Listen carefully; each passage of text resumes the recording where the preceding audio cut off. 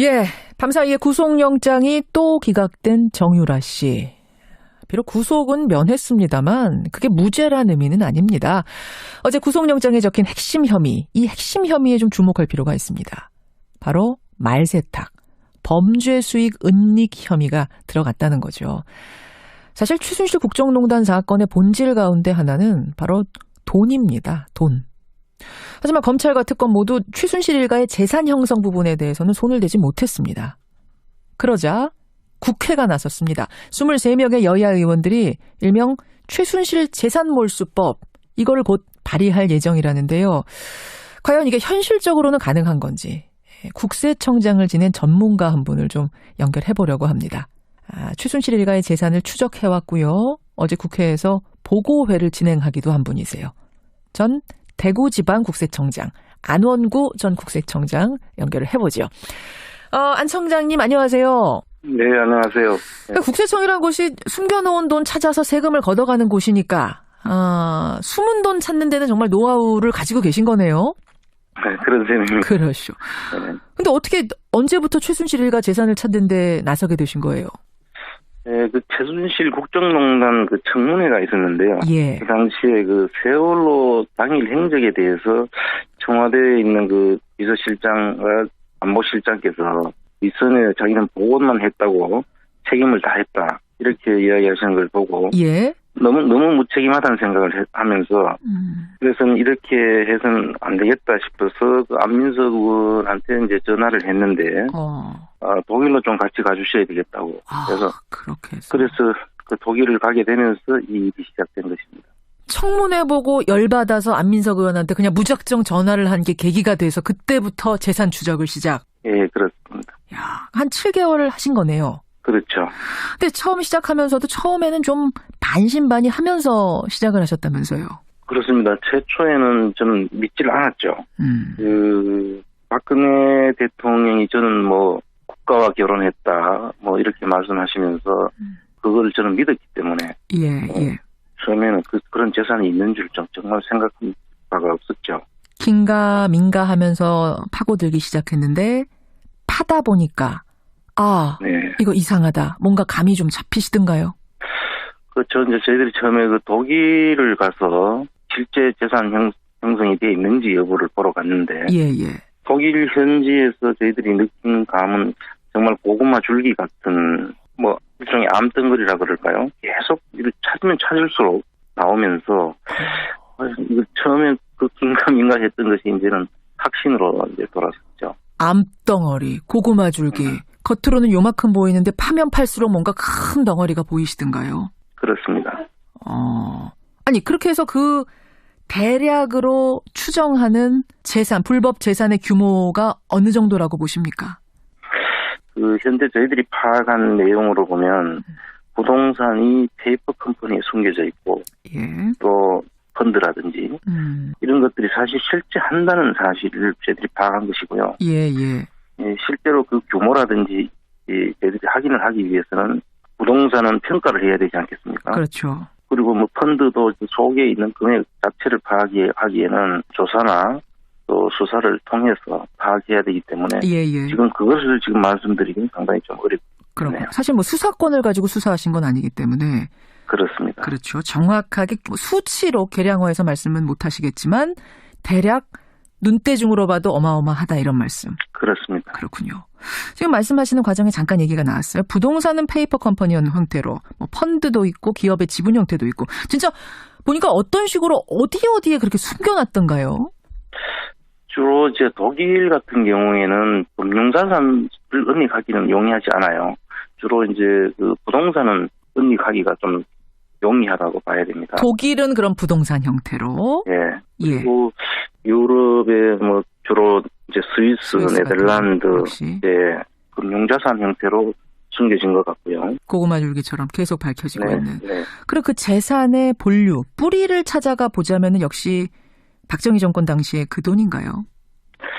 일단 그걸로 지금 확정할 수는 없지만 그 돈들이 그 뭉칫돈인데요. 그 뭉칫돈이 해외에서 기업들을 살 수 있는 규모가 아닌데도 불구하고 돈이 들어온 정황이 있습니다. 그래서 그 돈들은 그 박정희 정권 때 자금이라고 스위스 계좌에 있던 자금들의 일단이 아닐까라고까지 추정을 하고 있습니다. 아, 그러니까 이게 박정희 정권 당시에 흘러갔던 뭉칫돈이 계속 숨어 있다가 지금 조금씩 들어오는 거 아닌가? 이렇게 추정을 해보신단 말씀. 그렇습니다. 예. 지금 현재 그 스위스 은행과 관련해서는 프레이저 보고서에 이미 그 은닉된 재산들이 있다는 게 미국 의회 그 청문회 보고서에 나타나 있지 않습니까?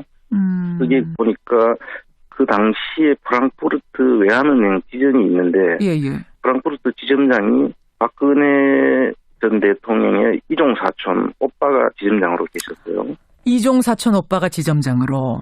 예, 그러면서 스위스 대표부가 만들어지고요. 예. 그리고 그분이 이제 외환은행장까지 하셨다가 나중에 퇴임을 하셨는데, 예. 그 시점이 스위스 대표부가 없어지는 시점이에요. 그러면은 이거는 뭔가 그 자금을 관리하기 위해서 일부러 만든 자리는 아니었는가라고 의심할 수 있단 말씀이시죠? 네, 우연치고는 너무 이제 공교롭다고 보는 것이죠. 그렇군요. 그리고 그 다음에 그 스위스 대표부가 만들어진 다음에 우리나라의 그 대기업 중에 하나인 헝가리의 은행을 사는 것으로 되어 있습니다. 우리 기업이요? 네, 우리나라 기업이 헝가리 은행이 있는 줄 대부분 모르시는데, 네. 13년도에 그 헝가리 로컬 기업에 팔리는데요. 그 기업이 이우라크시하고 폰맥이 연결되어 있는 기업이에요. 아니, 근데 그 기업이 뭔가 필요에 의해서 은행을 샀다가 또 필요에 의해서 팔 수 있는 거 아닌가요? 물론 그렇기 때문에 저희들이 그 조심스럽게 보고 있는 것이고요. 주변 정황들이 일단 우리를 의심하게 하는 그런 정황들은 많습니다. 헝가리 은행을 통해서 뭔가 돈 세탁을 하려고 했던 게 아닌가 이런 생각을 하시는 거예요. 그렇습니다. 네, 알겠습니다. 네, 최순실 일가의 재산을 7개월째 추적 중인 분입니다. 세금 전문가죠. 돈 밝혀내는데 전문가입니다. 안원구 전 대구국세청장 지금 만나고 있습니다. 근데 청장님, 네. 막연하게 감 잡는 거하고 실제로 불법성을 밝혀가면서 몰수하는 건 전혀 다른 차원인데. 그렇습니다. 일단 지금 현행법으로는 아무리 불법 재산인지 알아도 몰수는 불가능하다고요. 지금 현행법으로도 범죄와 관련된 혐의가 입증이 되면 몰수할 수 있도록 법이 돼 있죠. 그래요? 그러면 최순실 재산 몰수 특별법이란 건 왜 필요한 겁니까? 우선 그 재산을 한수하기 위해서는 그 자체가 불법으로 형성된 재산이라는 것을 확인을 해야 되죠. 예. 그리고 조사기구가 지금 국가 기능에서 다 조사할 수 있는 검찰이라든지 국세청이라든지 이런 다 있죠. 그러나 이분들이 지금 최순실 재산과 관련해서는 태스크포스를 만든다든지 해서 지금 조사를 한 적이 없고요. 그래서 따로 이 조사기구를 첫째 하나 만들어야 된다는 거죠. 기구가 하나 독립적으로 필요하다, 특별히. 요게 하나고. 예. 또 하나는 조사를 할 수 있는 기관이 공소시효 범위 내거나 또 세금을 매기기 위해서는 부가제척 기간 안에 들어와야지만 그게 가능합니다. 예. 공소시효와 그 부가제척 기간을 지난 것까지도 소급해서 조사를 할 수 있도록 하는 것이 지금 필요한 것입니다. 공소시효가 지난 것까지도 포함시켜야 된다는 게 또 특별법 안에 들어가는 거고, 또요? 그렇습니다. 그러니까 이제 부가제척 세금을 매길 수 있는 그 부가제척 기간을 늘려줘야 국세청에서도 대부분이 기업과 금융과 관련된 내용이지 않겠습니까? 이분들의 재산들이. 그래서 그걸 조사를 하면서 내용을 재무제표도 보고 금융추적도 하고 해야만 이걸 확정을 할 수가 있는데 그 접근 자체가 지금 현재 현행법으로는 좀 제한이 있죠. 그래서 또 그것도 특별법으로 묶어야 한다 이런 말씀. 그렇습니다. 근데 이번 법안을 이제 주도적으로 발의하고 있는 안민석 의원은 근데 이거 특별법 제정이 좀 쉽지는 않아 보입니다라고 고백을 하시더라고요. 왜 그러시냐 했더니 이게 이제 박정희 시대의 통치자금까지 다 조사를 해야 되기 때문에 아마 자유한국당의 반대가 있을 거고 그 협치가 깨지는 걸 두려워하는 야당에서도 좀 머뭇거리지 않겠는가 이런 걱정하시던데 공감하세요? 저는 지금 현재 현실적인 어려움이 있을 수 있다고 저도 생각을 합니다.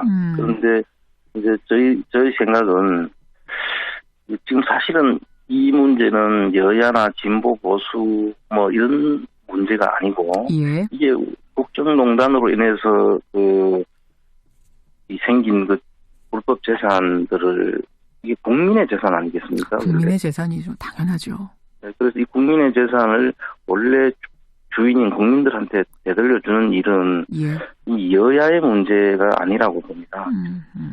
그리고 이 국민의 재산들을 찾아서 돌려주는 것을 어떻게 보면 보수 진영 쪽에서는 오히려 더더욱 앞장서서 그를 찾아야 될 그런 성격의 일이죠. 왜 그렇게 생각하십니까? 왜 보수가 더 나서야 된다?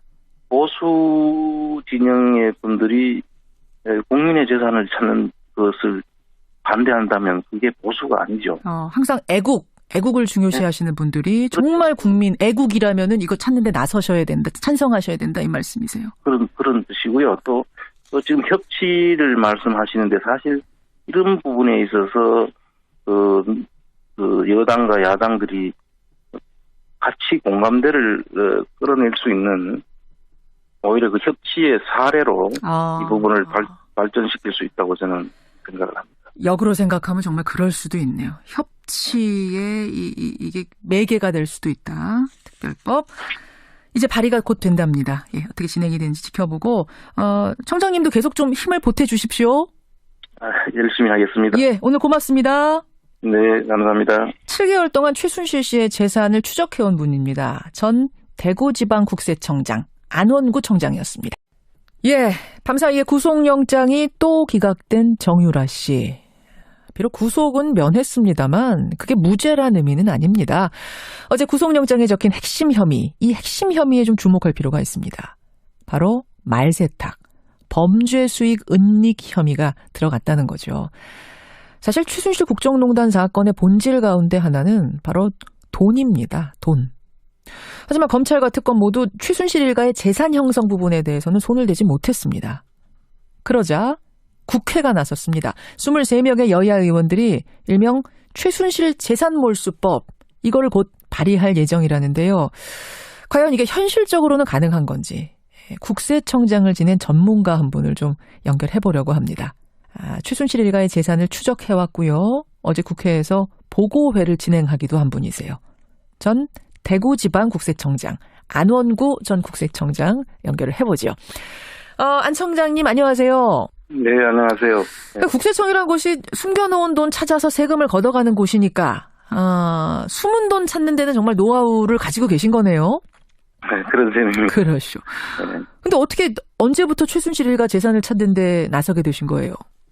네, 그 최순실 국정농단 그 청문회가 있었는데요. 예. 그 당시에 그 세월호 당일 행적에 대해서 청와대에 있는 그 비서실장과 안보실장께서 윗선에 자기는 보고만 했다고 책임을 다했다 이렇게 이야기하시는 걸 보고 예. 너무 무책임하다는 생각을 하면서 그래서 이렇게 해서는 안 되겠다 싶어서 그 안민석 의원한테 이제 전화를 했는데 독일로 좀 같이 가주셔야 되겠다고 그래서 그 독일을 가게 되면서 이 일이 시작된 것입니다.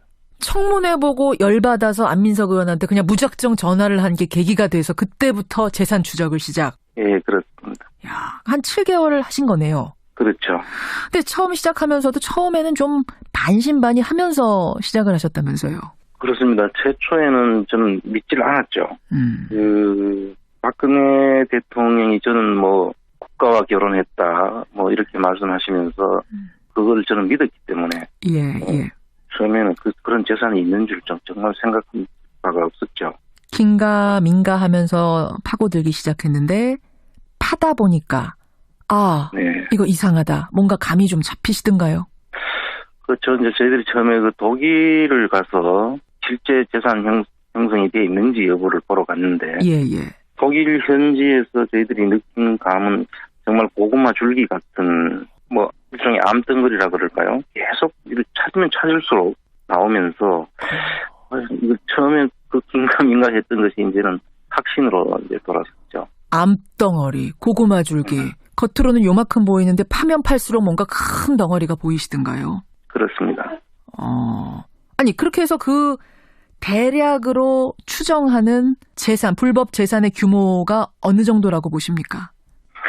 그 현재 저희들이 파악한 내용으로 보면 부동산이 페이퍼 컴퍼니에 숨겨져 있고 또 펀드라든지 이런 것들이 사실 실제 한다는 사실을 저희들이 파악한 것이고요. 예, 예.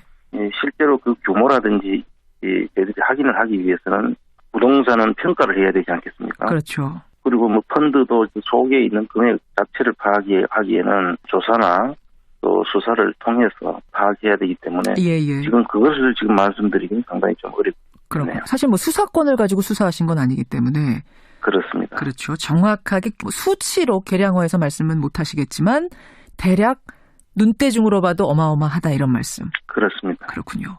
지금 말씀하시는 과정에 잠깐 얘기가 나왔어요. 부동산은 페이퍼 컴퍼니형 형태로 뭐 펀드도 있고 기업의 지분 형태도 있고 진짜 보니까 어떤 식으로 어디에 그렇게 숨겨놨던가요? 주로 이제 독일 같은 경우에는 금융자산을 은닉하기는 용이하지 않아요. 주로 이제 그 부동산은 은닉하기가 좀 용이하다고 봐야 됩니다. 독일은 그런 부동산 형태로. 예.